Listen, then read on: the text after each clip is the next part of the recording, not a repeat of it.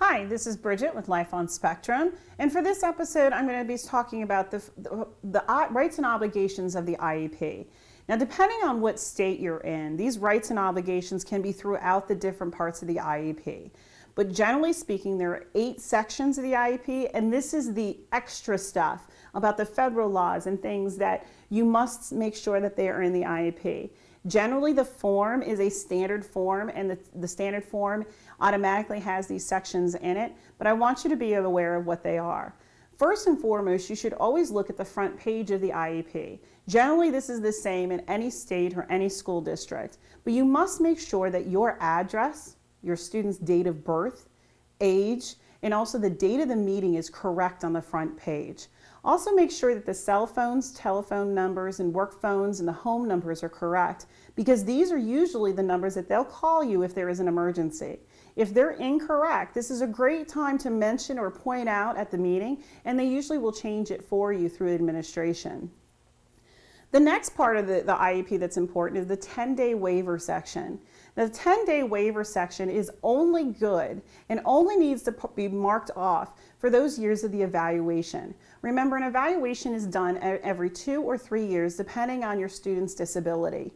The 10-day waiver does not need to be signed unless you're having the IEP within 10 days after the evaluation. The reason this is important is the right of a parent is to have 10 days after the evaluation to read the evaluation and to make any suggestions or have any ideas before the IEP is written. However, if you choose to have it within those 10 days, they'll make you sign a waiver stating it was your choice to have the IEP meeting with the evaluation. The next usually section of the IEP before you get to the main sections is the signature page. Let me stress to you that the signature page is just to show who attended the meeting. It does not mean that you agree with the IEP. The signature page is key so that the state can see who came to the meeting and who did not. So make sure you sign that signature page. Like I said, it does not mean you agree with anything, it just means that you were there. Also, teachers and staff might be coming in and out of the meeting frequently.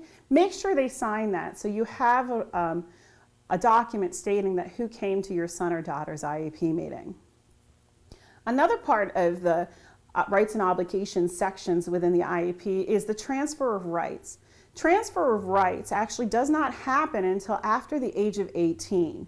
Age of 18, believe it or not, by law, your son or daughter is quote-unquote a legal adult. Your son or daughter then has to be present at the IEP no matter what, or the school district could cancel the IEP meeting and actually cancel the IEP altogether.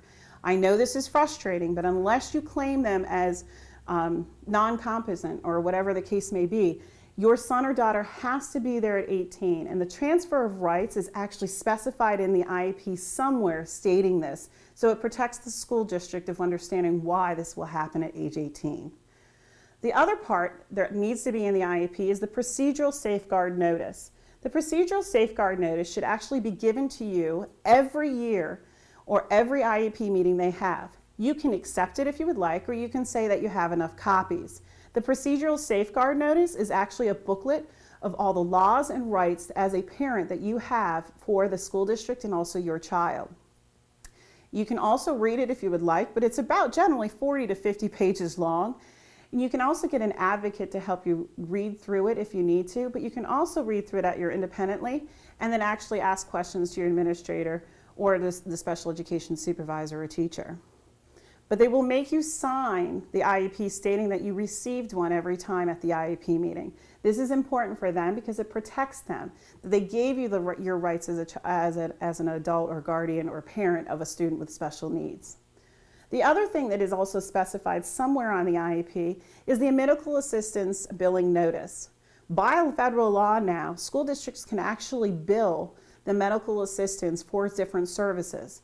These services may include occupational therapy, physical therapy, speech and language,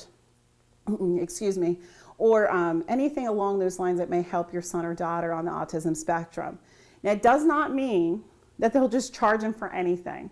But like I said, if they need assistive technology or if they're getting these physical therapies, their medical assistance card actually could be charged, which helps compensate some of the the money that they are actually putting out for your child. So please be aware of that. And by the way, don't be embarrassed if your son or daughter has medical assistance. They should have medical assistance, and that will be another episode. But thanks for listening, and hopefully this clears up a little bit about the obligation and rights sections of the IEP. I'm Bridget with Life on Spectrum. Thanks for watching that episode, and make sure you come back and join us again for upcoming videos. They'll be uploaded almost on a daily basis. Also, if you really enjoyed us, like us below, or even leave a comment for us to respond back to. And if for all of you that are really involved in the Life on Spectrum, make sure you subscribe to our YouTube channel. We appreciate you. We hope that this is worthwhile for you, and we'll see you next time on Life on Spectrum.